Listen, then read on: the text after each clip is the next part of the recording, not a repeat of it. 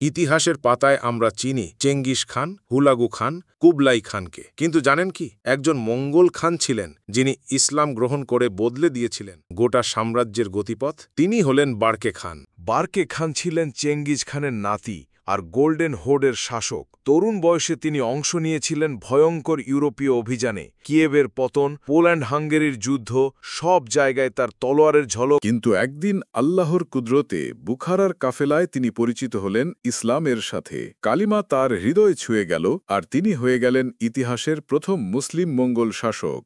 এরপর বদলে গেল তার দুনিয়া। হুলাগু খান যখন ধ্বংস করল বাগদাদ, হত্যা করল খলিফাকে, বারকে ঘোষণা করলেন হিসাব চাইব কিয়ামতের রবের নামে। তখনই শুরু হলো মঙ্গলদের প্রথম গৃহযুদ্ধ।